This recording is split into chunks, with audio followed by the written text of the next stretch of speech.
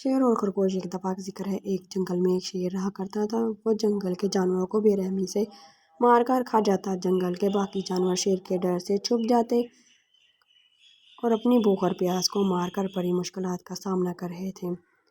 اس مشکل سے بچنے کے لیے جنگل کے سبھی جانوروں نے آپس میں مشورہ کیا۔ ان میں سے ایک گیدڑ نے کہا کہ میرا فیصلہ ہے کہ ہم ہر روز شیر کے ہاتھوں مرنے کی بجائے ہم خود ایک ایک کر کے شیر کے پاس چلے جائیں۔ اس طرح شیر روزانہ کسی ایک کو کھائے گا۔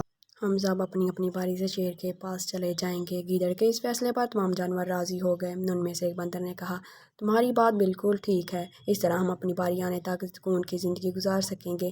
جانوروں کی بات چیت ختم ہونے کے بعد ایک گیدڑ شیر کے پاس جا کر یہ ساری بات بتاتا ہے۔ گیدڑ کی بات سننے کے بعد شیر نے کہا میں جنگل کا بادشاہ ہوں، اس لیے تم سب کی بات مان لیتا ہوں، لیکن ایک بات غور سے سن لو، اگر کسی دن کوئی جانور میرے پاس دیر سے آیا تو میں جنگل کے باقی جانوروں پر حملہ کر دوں گا۔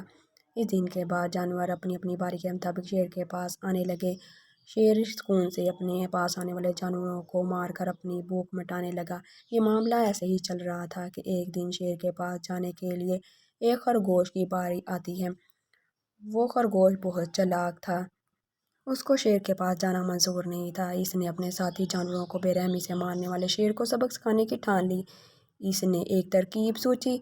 اس کے بعد وہ آہستہ آہستہ شیر کی گفا کے پاس پہنچ گیا۔ کافی دیر ہو جانے کی وجہ سے شیر کو بہت غصہ آیا۔ اس نے خرگوش کو غصے میں کہا تم اتنی دیر سے کیوں آئے ہو؟ تو خرگوش نے کہا بادشاہ سلامت، میں آپ کے پاس آ رہا تھا کہ ایک دوسرا شیر مل گیا اور مجھے مارنے کے لیے آگے بڑھنے لگا۔ میں نے آپ کی بہادری کی بات اس کے سامنے رکھی، لیکن وہ شیر آپ کے بارے میں بہت برا بھلا کہنے لگا۔ میں نے غصے سے کہا تم ہمارے جنگل کے نہیں ہو اور ہمارے بادشاہ کے بارے میں ایسی بات مت کرو۔ یہ سن کر وہ شیر مجھ پر حملہ کرنے کے لیے تیار ہو گیا۔ یہ دیکھ کر میں نے کہا اگر تم مجھے مار دو گے تو ہمارے بادشاہ تمہیں ہرگز معاف نہیں کریں گے۔ تب شیر نے کہا تمہارا بادشاہ میرا کیا بگاڑ لے گا؟ میں نے کئی جانوروں کو اپنے پنجے سے مار گرایا ہے۔ تمہارا بادشاہ ہو یا جنگل کا کوئی اور جانور میرے ہاتھوں نہیں بچ سکتا، میں اس کو ختم کر دوں گا۔ یہ سن کر شیر کو بہت غصہ آیا۔ شیر نے خرگوش کو کہا مجھے اس کے پاس لے چلو۔ تو خرگوش شیر کو جنگل کے درمیان موجود کنویں کے پاس لے آیا۔ خرگوش نے کہا بادشاہ سلامت، وہ شیر اس کنویں کے اندر رہتا ہے۔ جب شیر نے کنویں کے اندر دیکھا تو اس کو اپنے جیسا ایک اور شیر پانی میں نظر آیا، تو شیر زور سے دھاڑنے لگا۔ خرگوش نے کہا دیکھیے بادشاہ سلامت، اس کو کتنا فخر ہے اپنے اوپر۔ یہ سن کر شیر غصے میں آ گیا اور پانی میں فوراً چھلانگ لگا دی۔ کنویں میں کوئی نہیں تھا۔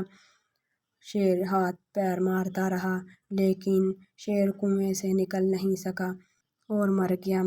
خرگوش نے نہ صرف عقل مندی سے اپنی حفاظت کی بلکہ جنگل کے تمام جانوروں کی بھی حفاظت کی۔ سیکھ انسان ہو یا جانور، عقل کا استعمال کر کے بڑی سے بڑی طاقت کو بھی ہرا سکتا ہے۔